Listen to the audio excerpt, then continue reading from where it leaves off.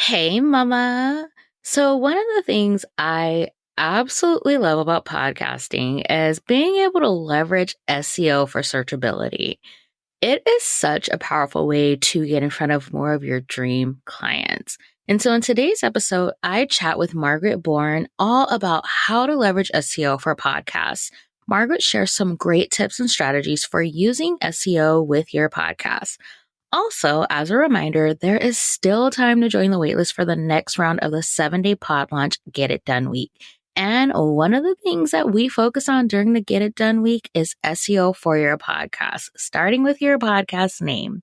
So if you want to join me for the next round, make sure you hop on the waitlist. There are exclusive bonuses to those on the waitlist. So head on over to mompreneur.com/get it done waitlist. This is also linked below in the episode description and in the show notes. All right, let's jump into today's episode. Hey, mama. Are you tired of feeling stressed and overwhelmed trying to grow your online business with your babies at home? You desire more flexibility in your day, allowing you to pour into your family, yourself, and your business without running yourself into the ground. Mama, you can build your dream business and do it in a way that fits your current season of life. And I'm going to show you exactly how. Welcome to the Mama Turned Mompreneur podcast. I'm your host, Andrea Singletary, daughter of the king, wife, mama of two, and life and business coach for mompreneurs. On this podcast, you will learn business strategies made for mamas just like you, who desire to be successful CEOs and fully present mamas without stress or overwhelm. So whether you're an entrepreneur who transitioned to a mompreneur or a mama turned mompreneur, I am here to support you. So grab your coffee, notebook, and pen, put in those earbuds, and let's dig in. All right, today on the Mama Turned Mompreneur podcast, I am sitting down to chat with Margaret Bourne, and we are going to be talking about all things blogging and SEO and how that relates to your podcast. So, Margaret, welcome to the show. Please tell us about yourself, who you are, what you do, and all about your family. Thank you very much for having me on the show. I've been a blogger for over 14 years now, and I was blogging actually even before things like WordPress were even an idea. And I started off as a hobby blogger, and I took all of my education, hard-learned education with mistakes that I made over the years, along with all of my experience in PR and marketing.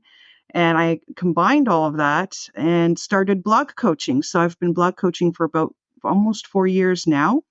And I have margaretbourne.com is my sort of resource hub for anybody who's starting with blogging and wanting to grow their blog and trying to scale it up to the next level. Ultimately, a lot of people that I help are people who want to start monetizing their blogs. And there are so many different steps that they need to take to be able to get there. So I help them in that foundational phase. For the majority of my clients, they're in that phase, but I'm also helping now more and more of my clients after they get through that foundational phase of learning all of the nitty-gritty tips and tricks of growing their blog, creating content, SEO, driving traffic, building a community around their blog. What do they do next? They have to start to make money. So I'm starting to now take them through the next journey as well. So that's what I do. That's awesome. And tell us a little bit about your family. Well, I actually have a husband who's also in marketing and sales, so he understands exactly what I'm doing all the time. Oh, So I bounce cool. ideas off of him. I'm very lucky to have somebody who understands the value of blogging and using it as a business. And I have also a 7-year-old son who's almost going to be 8. And he's always somebody who is very creative, wants to kind of know exactly what I'm also doing, always at the computer. And Yeah. I'm starting to teach him a lot of entrepreneurial skills and ideas about how to start his own business. And so he has all these fantastical ideas on maybe we should turn this into a business. So he's a cute little kid, and he's always trying to kind of emulate me a little bit in some ways when he gets into the mood to come up with creative ideas.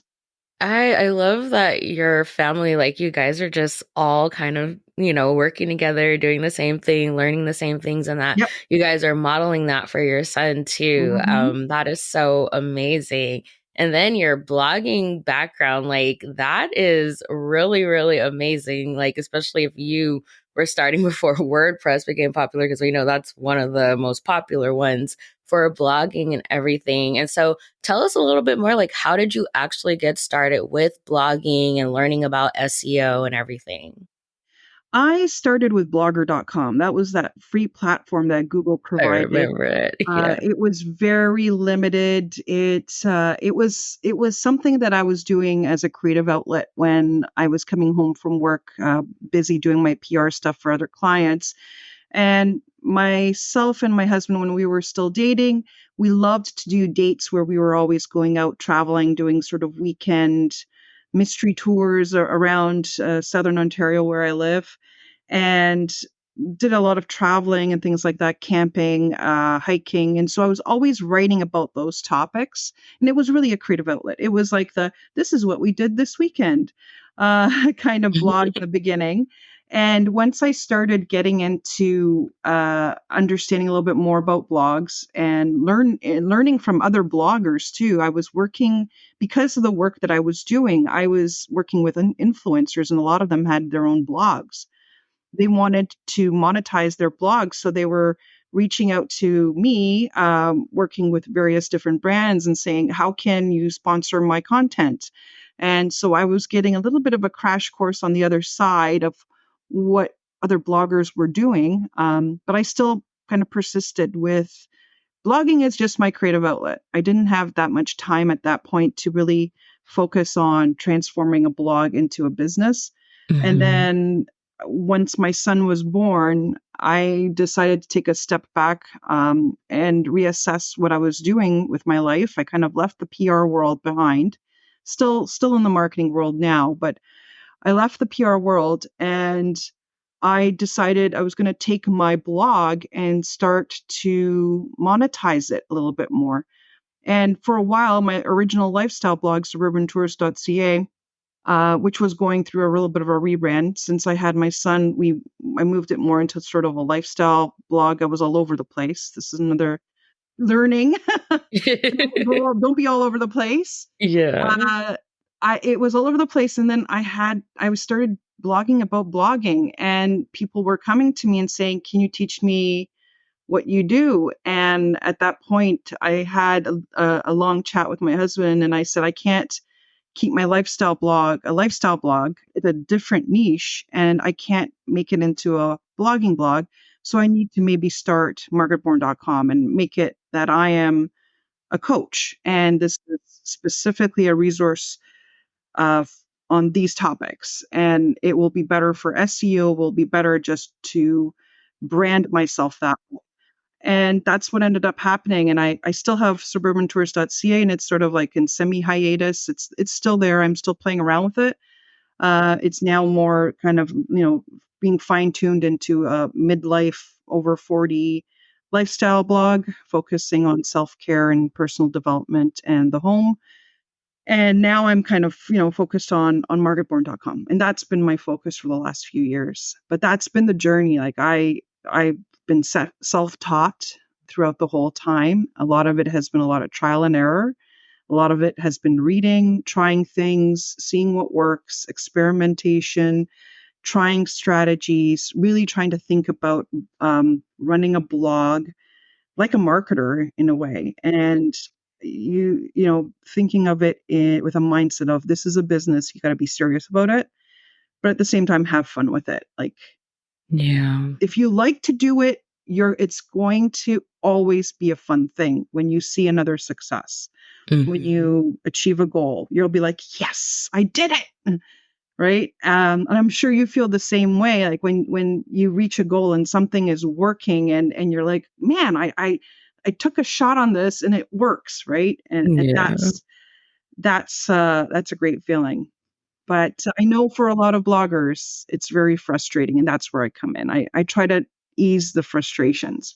That's amazing. And I love that you have that your own personal experience. You saw what worked, what didn't work. And so, Mm-hmm. yeah, when bloggers come to you, you can help them skip all of that, and just Exactly. get to the good stuff. So that is truly amazing. And thinking a little bit like kind of moving to the direction of like podcasting. So I talk a lot about like on this podcast, the importance of SEO for like your podcast, Mm-hmm. incorporating them into your show notes and everything.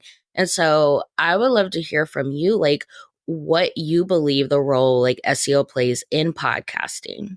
Quite a bit, because when you have a podcast, usually it's on somewhere on a platform. For example, you'll have it on Spotify or on Apple and so on and so forth.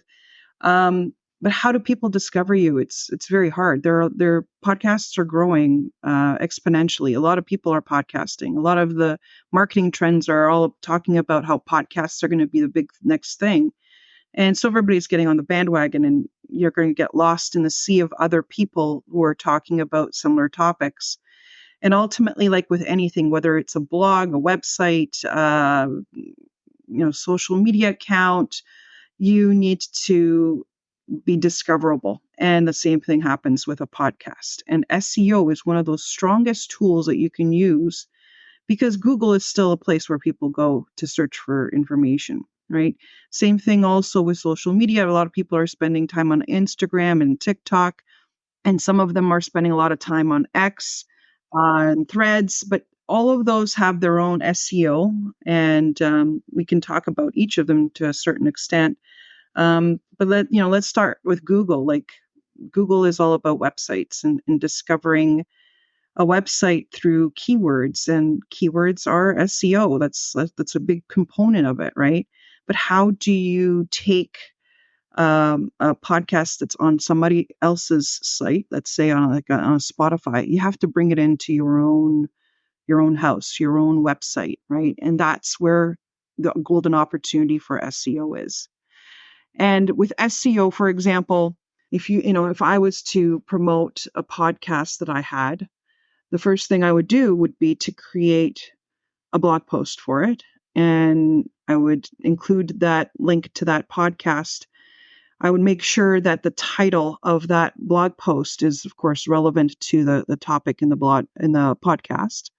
And I would make sure that it's also discoverable through those keywords, right? So the first thing that you do is research, keyword research, finding out the ones that are not overly competitive, but not too low in competition. It's got to be that sweet spot, I think, in any kind of keyword that you use, and then using that one to just write like a regular blog post, title, intro, talk about what's the problem that you're talking about in that podcast.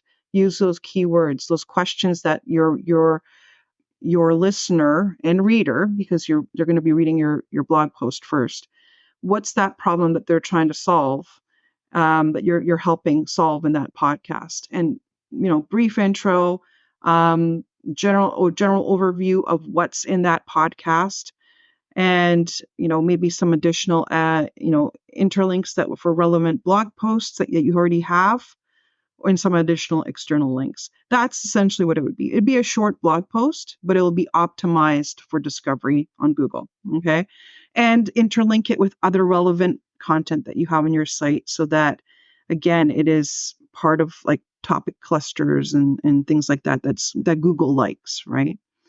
Make sure that there's an author there. That's very important, particularly if you're talking about anything like, for example, financials or health or anything like that. You have to think about all of that expertise, experience, authority, trustworthiness that Google is searching for right now, those kinds of topics.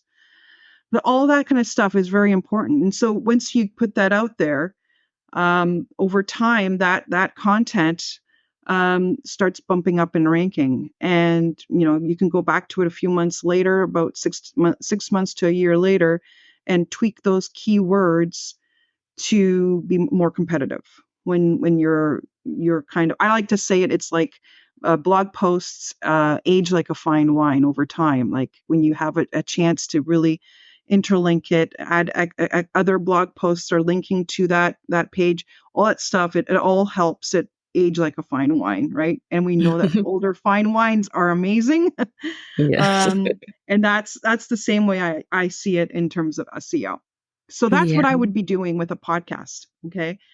There are other key things also to consider. I think the title of your podcast is very important too. It should have those keywords, because if somebody is searching for content, let's say on Spotify or on iTunes podcasts or whatever it is, that's very important too. Like, have those keywords in there. Always have that mentality of creating a title that will be easily understood not only by Google and other search engines, but also be the phrase or something that, that the person that's searching for it will eventually be able easily to stumble upon.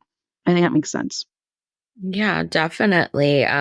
You pretty much described my workflow for my podcast. So I do my keyword research first, and this is something that, like, for my management clients, I support them with that too, because it's like those keywords are going to be throughout your podcast content. And then I Exactly. know, like, probably about a year or so ago, like, Google shared that, like, you speaking the keywords in your audio content, like, they index the audio. So that supports with Exactly. that SEO as well. Google is It's getting smarter.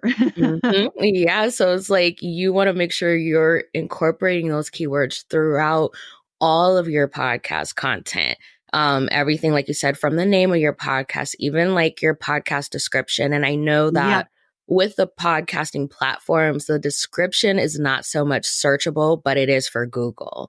So you still, hmm, because you're thinking about Google and the podcasting platform. So you want to exactly. make sure you're incorporating those keywords. And then I love what you said about, like, repurposing it, or repurposing it for a blog. One of the things that I started doing, because, I'm a solopreneur, I started fleshing out my show notes even more so that they are like those mini blogs. Like, before, I That's used to keep my perfect. show notes super basic, but now it's like you get, where you can listen to the podcast episode, but you scroll down a little bit more, there's like a blog right there if you want to read, the main points from that episode. So for the mamas out there who maybe you're, a solopreneur right now and you don't have the capacity to, create another piece of content, even doing something like that will help. And I've seen an increase in traffic to my website just incorporating this change. And I just started the beginning of this year. And we're 20 days into January. And it makes a world of a difference because, like you're saying, with Google is very smart and is looking at those things. And I see that huge difference for just doing the bare minimum with show notes and then taking that time to flesh them out even more so that they have that blog format and everything, and incorporating those keywords more throughout. So it makes a world of a difference. And just keeping that in mind, that people are searching both Google and the podcasting platform. So you have to consider those keywords. Absolutely. I think that makes a lot of sense. And that's, you have to think about it in the sense of, how am I going to market this? How am I going to optimize this so that somebody is able to discover it? Where are they looking? Where are they Mm-hmm. searching for information? Well, if those are the places that I need to make sure that I am adding those relevant keywords, so that it makes it super easy for somebody to find it, right? Yeah. And if something's not working in one place, then at least they can discover it in another place, Mm-hmm. because that at least you capture some of your audience that way. And you're right, like, Google is listening to keywords, to phrases. There is the whole level of audio that for example, for some people, all they do is they press a button and they dictate what they want to search. So a lot of that is happening, and we have to adjust to be able to use that in podcasts. It's one of the key ways that you can actually create opportunities for yourself to be able to be discovered. And it's easy, Mm-hmm. right? All you Yep. have to Yep. do is say the words. Yes. Okay. So We often hear about repurposing our podcast content into blogs, like you touched on a bit, Mhm. but I haven't heard many people talk about doing it the other way around, where you take a blog and repurpose it into a podcast. And so I wonder, like, I wanted to see, like, if you had any insight into that, if you've heard of people doing that, any tips and strategies for doing that.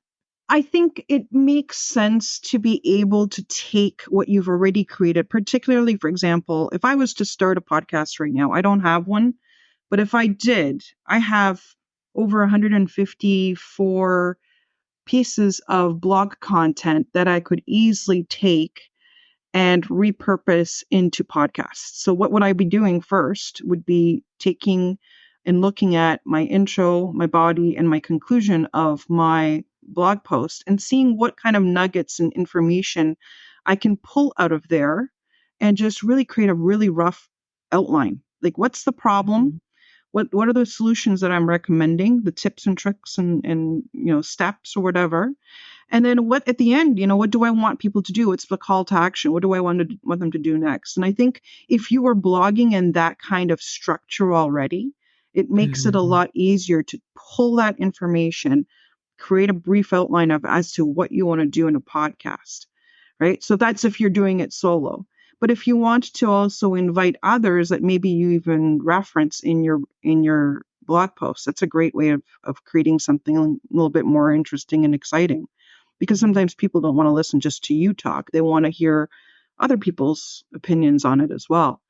But all of those podcasts, you can take one blog post and you can make, 4 or 5 podcasts on it, but depending on the length, right? You can take only one tip that you're sharing in that blog post, and all of a sudden you're talking 10 minutes on the subject and using examples and anecdotes and illustrating the point. And that's when things get interesting with podcasts. Because if you're just preaching and sharing information, it's boring, right? If you can kind of tell the story a little bit, that's when things get interesting. Storytelling is very important, I think, in that and bringing that content that you have to life with real life examples. So that's what I think you could be easily doing with existing content that you have. New content, again, thinking about it that when you're writing something, consciously thinking, okay, these two few topics here, I can blow them up into a podcast. And what do you do later on? I think this is, we always talk about how you have to update your blog content. When you do actually have that podcast, go back to that older content that you've leveraged to create that podcast and add that podcast link to it. Like at the end, you could say something, in your call to action in the conclusion. You want to hear, a podcast on this topic? Here's the link.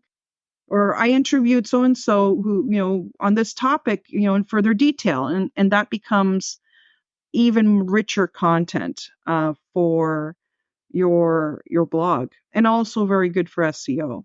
So there's a lot of things that you could be doing with podcasts and implementing them with existing or new blog content.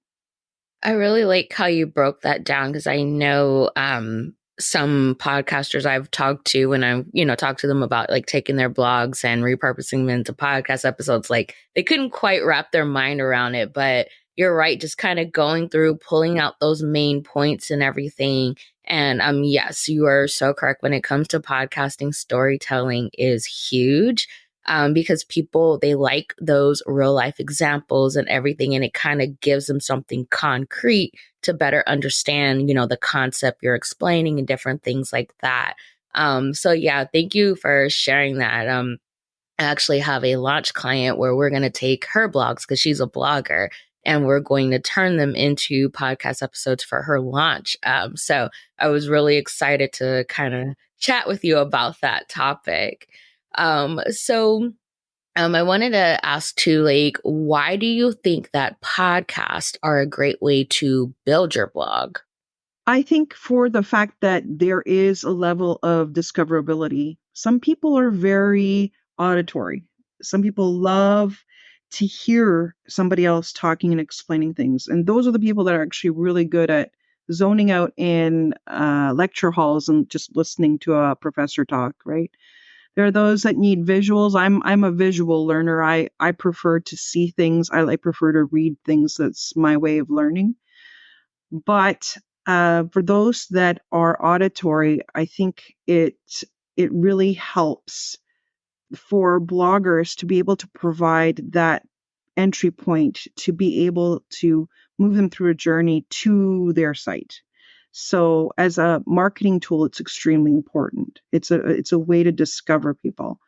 Um, you have sometimes this is what I've heard often. Sometimes when I was at work, I would be talking with colleagues, and we'd be saying, so what kind of podcasts are you listening to now these days, right? And they would tell me, I'm listening to this podcast, that podcast, this guy's funny, this one has really great tips, whatever. And I think it's very important that, if somebody else is already following you, and you're sharing valuable information, and you're entertaining, you're telling those stories, and you're keeping people interested, there's some value of what you provide in those podcasts. People talk. And that's also very important, I think. And word of mouth is still the strongest marketing tool that you can leverage. And you can only do that by creating quality content.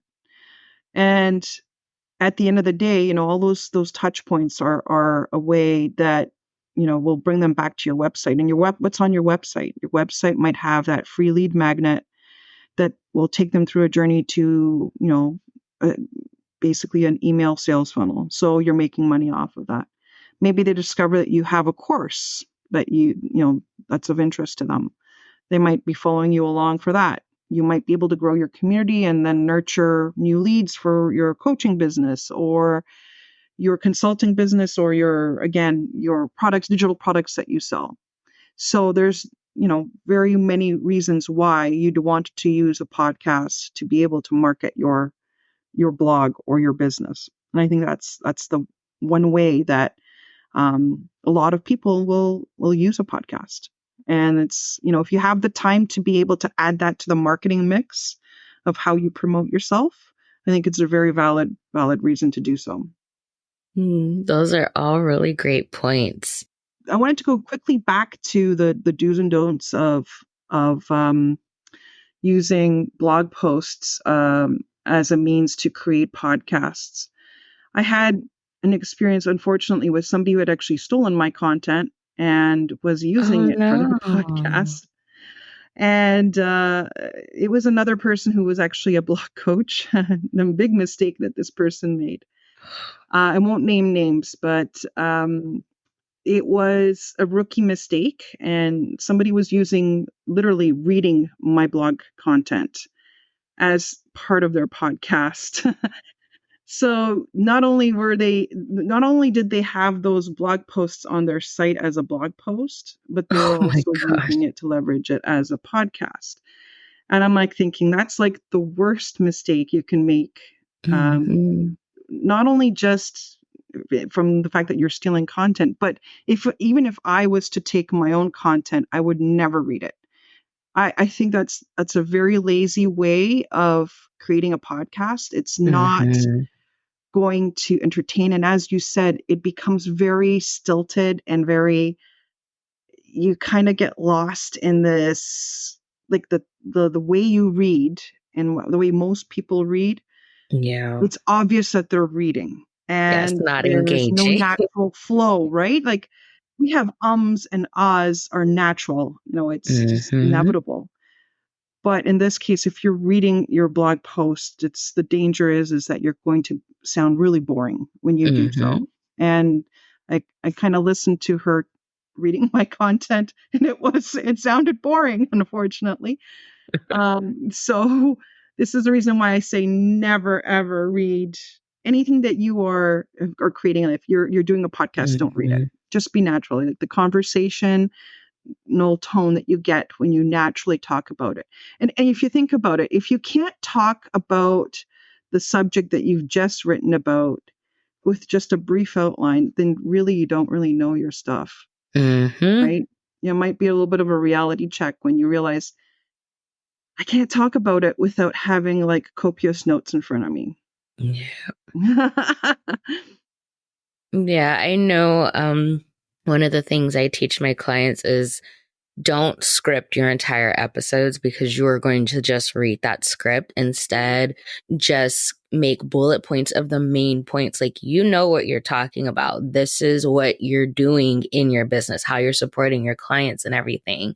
So you don't need a full script, because you can try to, change the flow of your voice and everything, but people are going to know that you're reading directly from it. And it's just not going to be engaging, and you're Exactly. going to get so caught up in making sure you're reading everything that it's just not going to be a good listener experience. So you want to make sure that you are just having those bullet points as reminders, like, okay, I need to make sure I talk on this. I need to make sure I talk on that. But you know your stuff. So Exactly. I think that's what makes the best podcasts that I've ever listened to are the ones that are not scripted. That, yes, you'll have like just the general points that you want to share. Other mhm. than that, there's nothing else there. Like, it Yeah. has to be very, very natural. It has to be natural. You can't make it sound boring and scripted. Otherwise, people will turn it off. They won't listen. Mhm. Yep, exactly. Well, thank you so much for just sharing your wealth of knowledge about podcasting and SEO and blogging and connecting it all together. I truly appreciate you being here on the podcast. And I want to say I'm sorry that you went through that experience of having someone Oh, steal your content. I've had that done to me a couple of times, so I know how you feel.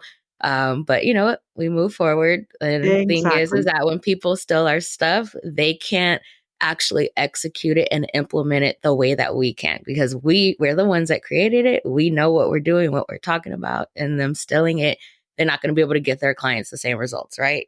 Exactly. Well, and it goes back to like I've made those mistakes. Like I figured things out and how to handle the copycats. At the end of the Hmm. day, they may not ever succeed. Like, and it's, they're going to continue doing the same thing over and over again.